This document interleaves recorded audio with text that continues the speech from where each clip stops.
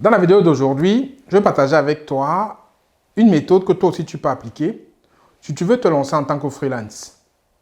C'est cette méthode que moi j'ai appliquée pour créer ma première entreprise en France en 2014 et qui existe toujours aujourd'hui, dans laquelle je propose des services d'engineering aux entreprises. Donc tu peux appliquer cette méthode-là. Je vais te la présenter sur mon cas, sur mon expérience, sur mon parcours, pour t'expliquer comment toi aussi tu peux faire si tu veux te lancer et réussir en tant que freelance. Donc on se retrouve après le jingle pour en parler.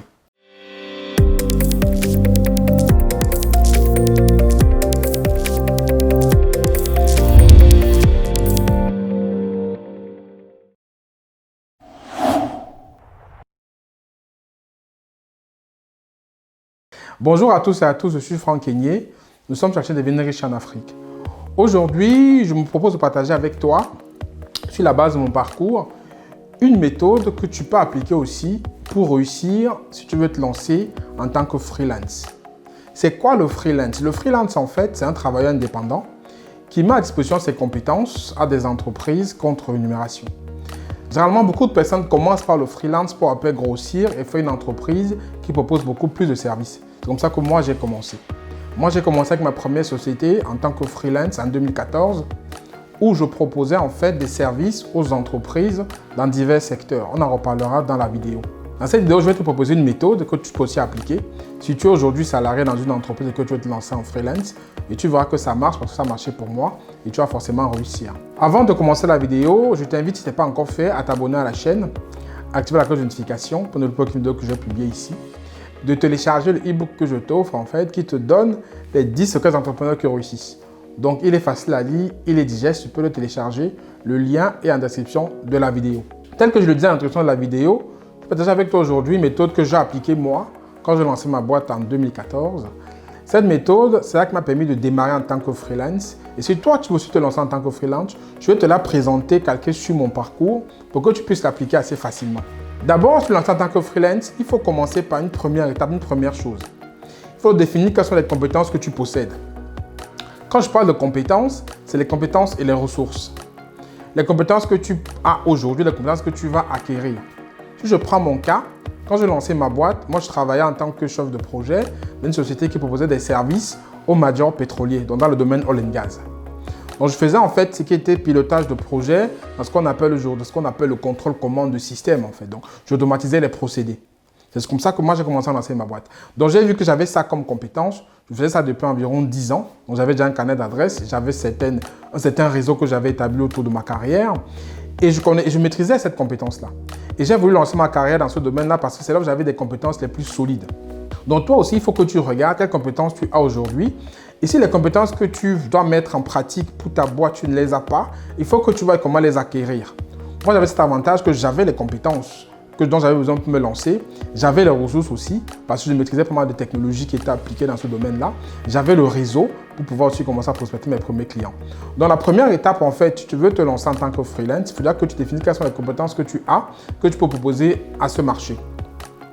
Ce qui nous amène en fait à la deuxième étape.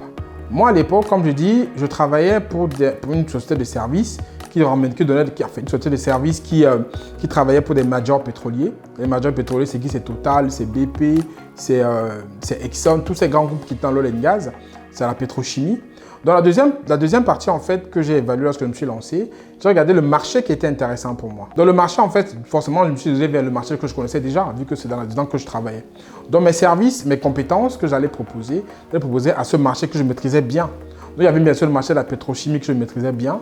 Il y avait le marché de l'industrie que je maîtrisais bien. Le marché de l'électricité aussi que je maîtrisais bien. Donc, toi aussi, si tu veux te lancer, après avoir défini tes compétences et les ressources que tu as à disposition, il faut voir quel marché tu maîtrises. Par exemple, tu fais dans l'informatique. L'informatique, en fait, tu as plusieurs marchés. Tu peux faire l'informatique de gestion, tu peux faire l'informatique dans la finance. Donc, il faut que tu définisses après toi quel est le marché que tu maîtrises par rapport à comment tu veux te lancer en indépendant. Troisième étape, en fait, maintenant, pour te lancer, c'est de voir maintenant quelles sont les attentes de ce marché. Parce que derrière, il faut que tu aies des compétences, peut-être que tu as, mais peut-être ces compétences ne sont pas adaptées aux attentes du marché. Moi, j'avais cet avantage que mes compétences, le marché les attendait parce qu'il y avait une pénurie de personnes qui faisaient ce que je propose dans ce domaine-là. Et en plus, moi, lorsque j'ai fait mon étude de marché, j'avais vu qu'il y avait une carence une carence par rapport à ce marché-là. Il y avait, en fait, on proposait des systèmes, pour faire simple, hein, d'un système sur 2 parties séparées. Et les 2 parties, en fait, il fallait un petit service pour lier les 2 parties. Il n'y avait personne sur le créneau. Donc, c'est ce créneau-là que moi, j'ai exploité. C'était un créneau, en fait, proposait un service qui permettait de lier 2 parties d'un procédé qui n'existait pas sur le marché, où l'offre était très faible, il y avait une forte demande. Donc, les concurrents pour la boîte pour laquelle je travaillais délaissaient ce domaine-là. Et moi, j'ai exploité ce créneau-là pour me lancer. Donc, toi aussi, il faut que tu voies quelles sont les attentes du marché que tu vises. Est-ce que les attentes du marché sont en accord avec les compétences que tu possèdes? Si tel n'est pas le cas, il faut que tu penses à les acquérir. Parce que même si tu as des compétences qui sont peut-être bien, mais que ce n'est pas conforme aux attentes du marché, tu ne sauras pas te vendre en fait. En parcourant ces 3 étapes, tu dois garder un truc en esprit. Il faut toujours qu'au bout du compte, ce que tu proposes, ce que tu vas être amené à proposer, soit une passion pour toi. Il faut que tu aies l'envie de le faire. Il ne faut pas que tu fasses un truc par contrainte. Bien entendu, il y a des personnes qui changent, qui se lancent dans l'entrepreneuriat parce qu'ils ne sont pas contents du boulot qu'ils veulent faire. Ça, c'est autre chose. Mais si tu veux te lancer dans l'entrepreneuriat avec une compétence que tu possèdes déjà, il faut que tu aimes le faire, que tu aies envie de le faire en fait. Parce que si le but, il n'y a aucun intérêt à te lancer dans l'entrepreneuriat ou en indépendant avec un truc que tu détestes faire au quotidien, tu ne vas pas t'épanouir. Ça m'amène justement à la 4e astuce, le 4e secret que je vais te donner, c'est que tu n'es pas obligé en fait de commencer en indépendant ou en freelance avec un truc que tu aimes. C'est-à-dire, vois ça comme des escaliers que tu franchis en fait, comme si tu montes des marches. Tu peux commencer avec quelque chose que tu n'aimes pas parce que tu as besoin peut-être d'avoir un revenu, peut-être de générer un chiffre d'affaires assez rapidement. Mais il faut quand même qu'il y ait quelque chose, au moins 40 voire 50% que tu aimes faire. Moi, quand j'ai démarré, par exemple, j'aimais faire la gestion de projet, mais je n'aimais pas faire l'administratif. Donc, du coup, je sous-traitais l'administratif à l'extérieur. Je fais ce que gestion de projet pour piloter les projets de mes clients. Toi, c'est pareil. Évalue ce que tu aimes faire, mais il faut qu'il y ait au moins quelque chose. Donc, tu commences comme ça, peut-être à 40-50% sur 100% des activités par ce que tu aimes faire. Mais au fil du temps, en fait, il faut que ce que tu aimes faire prenne le pas ce que tu n'aimes pas faire. Pourquoi au fil du temps, tu montes en pourcentage à faire ce que tu aimes faire au quotidien, pour après au moins arriver voir 80-90% à ne faire que ce que tu aimes faire et à donner les 10% à l'extérieur à quelqu'un peut-être qui va le faire pour toi. Donc ça fait une astuce que je te donne. Quand tu vas parcourir tes compétences, ton marché, les attentes du marché, n'oublie pas qu'au bout du compte, tu dois proposer quelque chose qui doit te plaire et que tu dois monter étape par étape pour arriver à un bon pourcentage des choses que tu vas faire qui vont te plaire au quotidien. Je veux aussi te donner une autre astuce, quelque chose que moi aussi j'ai appliqué qui marche bien. C'est qu'il faut, quand tu vas proposer ces services-là, que tu mettes de la générosité et de l'éthique. C'est-à-dire derrière, en fait, quand tu parles des engagements vis-à-vis des clients, il faut qu'ils soient respectés. Quand tu décides de vendre une prestation, il faut que tu sois capable de la fournir. Et derrière, il faut que tu sois très concret et très direct avec tes clients, en fait. Parce qu'il y a souvent des clients, quand tu vas démarrer, ils vont penser que tu vas peut-être prendre des prestations à bas coût ou des prestations qui sont hors des prix du marché parce que tu démarres. Non, ne te dévalorise pas et ne dévalue pas ce que tu apportes aux clients. Moi, j'ai eu cet avantage quand j'ai commencé. C'est mon employeur que j'avais à l'époque qui m'a donné mes premières missions parce qu'on était sur un projet qui était assez critique pour lui. Et quand j'ai essayé de me lancer, il m'a demandé « Franck, est-ce que tu veux rester avec moi pour finir le projet ?»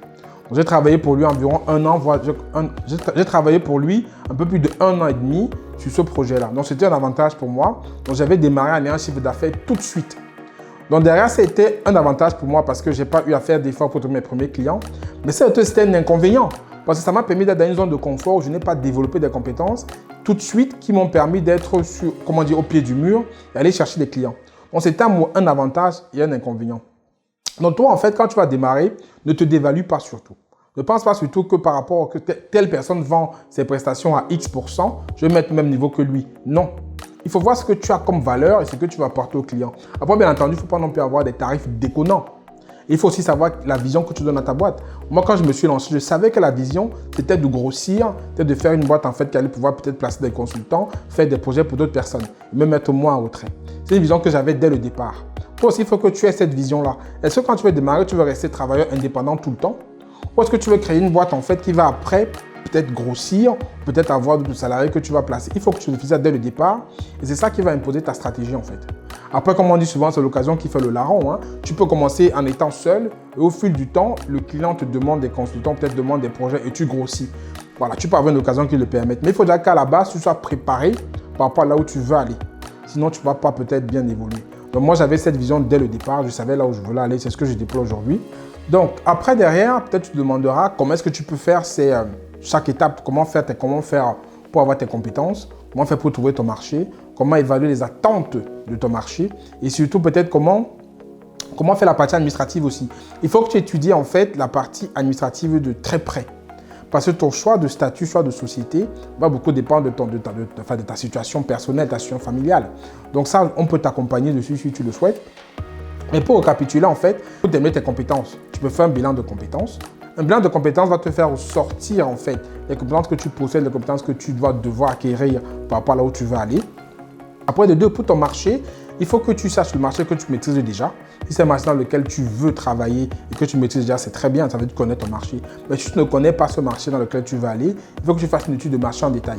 Que tu vois quels sont les acteurs, quelle est la compétition et quelles sont les attentes. Ça nous amène au troisième point. Il faut maintenant que tu étudies les attentes de ce marché-là. Parce que derrière un marché peut avoir des problèmes. Si tu n'as pas étudié ce marché, tu ne sauras pas quel problème il a. Le meilleur moyen d'avoir les attentes d'un marché, c'est d'aller à leur rencontre. De rencontrer ceux qui font déjà le même métier que tu veux faire. Tu discutes avec eux, tu vois les carences. Et derrière aussi, tu peux aller voir les commentaires souvent dans les forums qui sont le métier que tu veux. Peut-être tu veux faire dans l'informatique, tu peux aller dans un forum qui parle d'informatique et tu vois les différents problèmes que les gens remontent, qu'ils ont trouvés chez les clients. Et ça peut être pour toi une idée de te lancer. Maintenant, pour mettre de la passion, pour mettre de la générosité, ça doit dépendre de toi en fait. Le supplément d'âme maintenant, c'est toi qui dois le mettre. Ça, il n'y a pas de secret. Ça, il faut que tu apprennes à prendre sur toi certaines choses et que tu mettes de la générosité dans ce que tu fais et que tu sois honnête envers toi-même et que tu aies beaucoup d'éthique aussi. Après, derrière, quand tu auras fait tout ça, maintenant, il y a la partie administrative qui est une partie qui est aussi assez intéressante. Je vais parler pour le cas de la France parce qu'en France, l'administratif, c'est assez lourd. Et si tu choisis le mauvais statut, si tu fais les choses pas dans le bon ordre, tu peux avoir beaucoup de problèmes quand tu vas te lancer. Donc derrière, il faut que tu te fasses accompagner. Et ça, si tu es intéressé par ce type de prestations, tu peux me contacter pour qu'on en parle parce que j'accompagne des personnes qui se lancent en freelance au quotidien. Donc, toutes ces étapes-là sur lesquelles je t'ai cité, je peux les partager avec toi. Ceci, en fait, pour te permettre de te lancer en toute sécurité. Donc, je t'ai expliqué dans la vidéo d'aujourd'hui comment réussir à te lancer en tant que freelance. Nous sommes arrivés au terme de la vidéo où je t'ai partagé les étapes par lesquelles tu dois passer pour réussir en tant que freelance.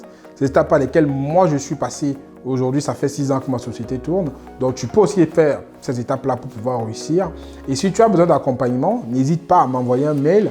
Mon adresse de contact est sous la vidéo. Tu peux m'écrire pour qu'on en parle et pour que je vois dans quelles conditions on pourrait t'accompagner pour que tu réussisses ton lancement ou ton passage de salarié en freelance en toute sécurité. Merci et à très bientôt dans une prochaine vidéo.